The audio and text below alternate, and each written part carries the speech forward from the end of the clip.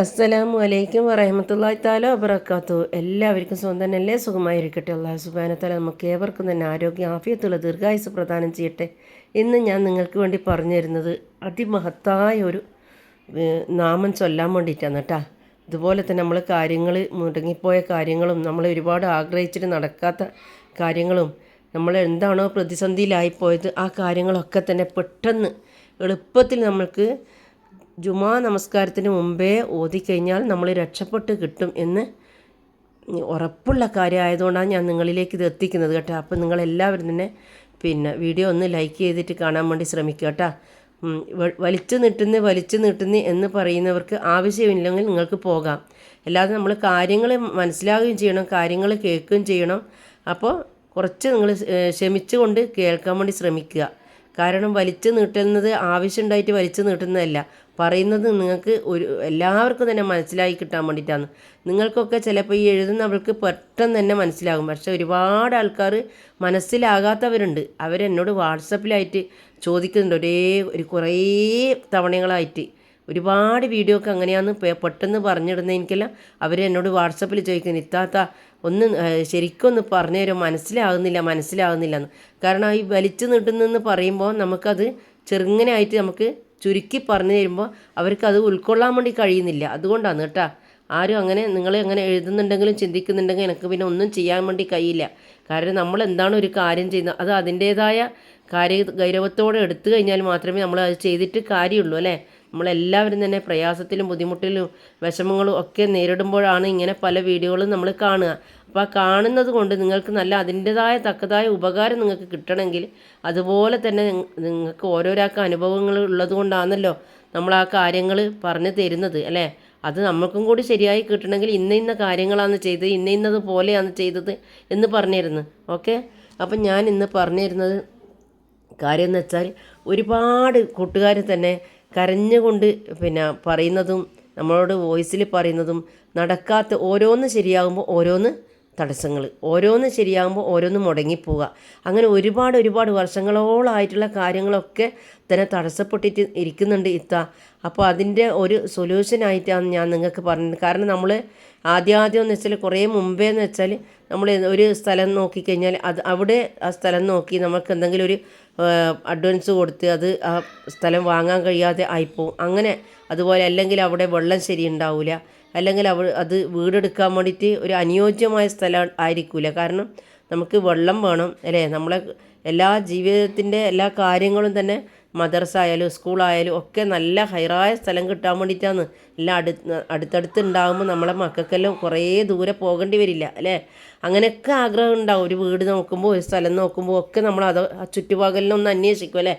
അപ്പോൾ അതെല്ലാം ഒന്ന് നമുക്ക് ക്ലിയറായിട്ട് കിട്ടാനും നല്ല ഹൈറായ കാര്യങ്ങളൊക്കെ തന്നെ നമുക്ക് അടുപ്പിച്ച് അല്ലാഹു സുബ്ഹാനഹു വ തആല നൽകി തരാനും അതുപോലെ തന്നെ ഒരുപാട് ആഗ്രഹിക്കുന്ന വെച്ചാൽ നമ്മളെ മക്കളെ ഒന്ന് വീടായി കിട്ടിയിട്ട് വേണം നമ്മളെ മക്കളുടെ കാര്യങ്ങൾ കല്യാണങ്ങളൊന്ന് നടത്തി കാണാൻ വേണ്ടിയിട്ടും അതുപോലെ തന്നെ നമ്മളെ മക്കളെ പഠിപ്പിച്ച് കഴിഞ്ഞാൽ അവർക്ക് നല്ലൊരു ജോലിയാകാൻ വേണ്ടിയിട്ടും ഒക്കെ തന്നെ നമ്മൾക്ക് ഒരുപാട് ആഗ്രഹം ഉണ്ടാവും നമ്മളെ ജീവിതത്തിൽ.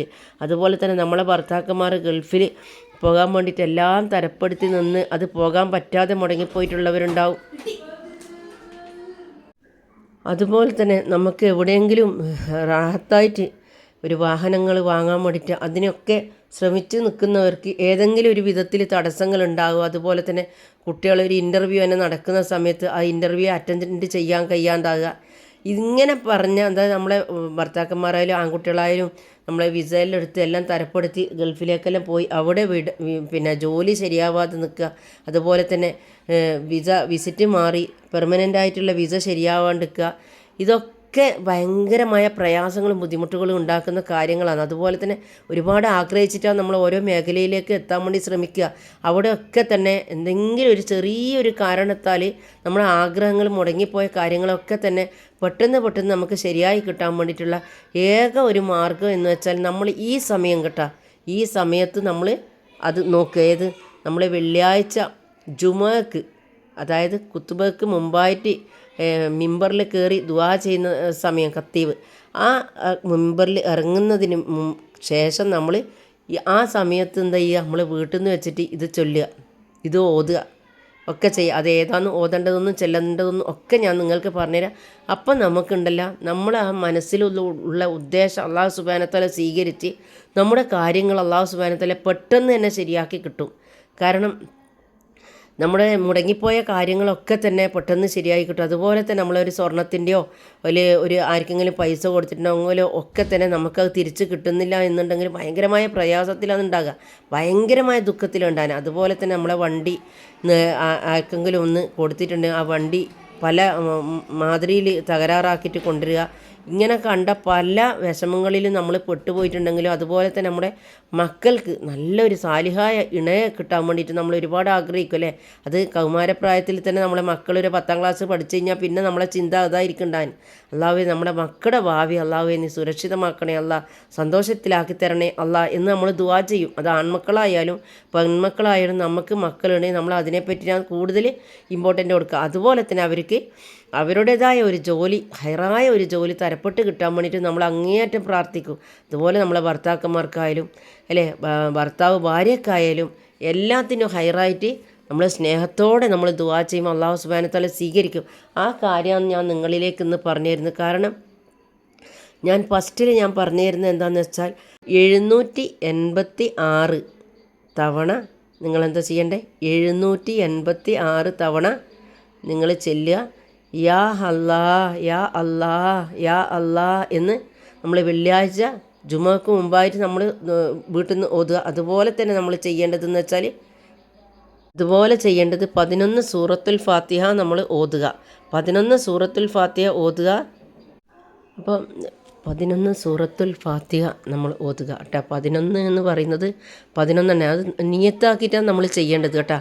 നിയത്താക്കിയിട്ടാണ് ഇത് ചൊല്ലേണ്ടതും. ഈ യാ അല്ലാഹു യാ അല്ലാഹു യാ അല്ലാഹു നമ്മൾ മനസ്സ് പൊട്ടി നമ്മൾ ദുആ ചെയ്യുക. അള്ളാഹുവിലേക്ക് ആത്മാർത്ഥമായിട്ടുള്ള തേട്ടം നമ്മൾ തേടുക. ഇരു കൈയും കിബിലക്ക് മുന്നേ നിർത്തി നമ്മൾ നമസ്കാരത്തിൻ്റെ സമയം എന്ന് പറയുന്നത് ഒളു ഉണ്ടാകണം. നമ്മൾക്ക് നിയത്ത് ആദ്യം വേണം, ഒളു ചെയ്യണം. എന്നിട്ട് നമ്മൾ നമസ്കാരപ്പായിൽ ഇരുന്നുകൊണ്ടായിരിക്കണം നമ്മൾ ചൊല്ലേണ്ടത്.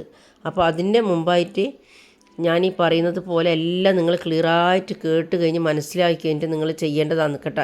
ഇത് 786 തവണ യാ അല്ലാഹ് എന്ന നാമം ചൊല്ലിക്കൊണ്ട് നിൽക്കുക. ദസ്വേ ചെയ്യുക. ദസ്വേ എടുത്തിട്ടാണ് നമ്മൾ എണ്ണിക്കൊണ്ട് കൗണ്ടർ എടുത്തിട്ടോ എങ്ങനെയെങ്കിലും ആയിട്ട് എണ്ണങ്ങൾ ക്ലിയറാക്കുക. എണ്ണം കുറയാൻ വേണ്ടി പാടില്ല.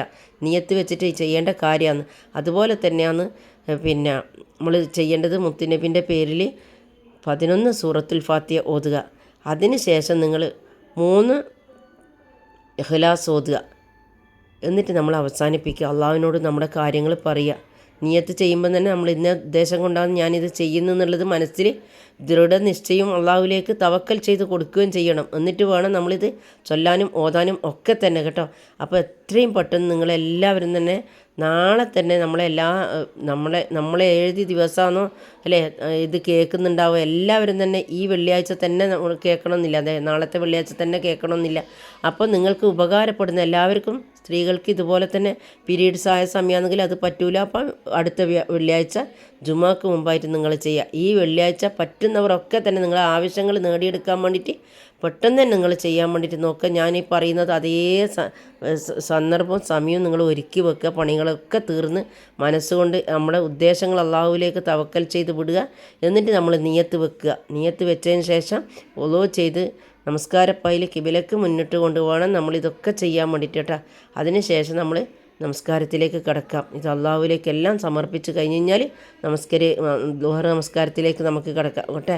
അപ്പോൾ അത് ഒക്കെ തന്നെ അള്ളാഹുവിലേക്ക് നമ്മൾ എത്തിച്ചു കൊടുത്താൽ ഉടനടി നമുക്ക് എല്ലാം തന്നെ പരിഹാരം അള്ളാഹു സുബ്ഹാനഹു വ തആല നമുക്ക് നൽകി തരും. എല്ലാം മുടങ്ങിപ്പോയ സംഭവങ്ങളും എല്ലാം പരാജയപ്പെട്ട് നമ്മൾ നിൽക്കുന്ന സംഭവത്തിൽ നിന്നെല്ലാം ഒക്കെ അള്ളാഹു സുബ്ഹാനഹു വ തആല നമുക്ക് വിജയം കൈവരിച്ചു തരും കേട്ടോ.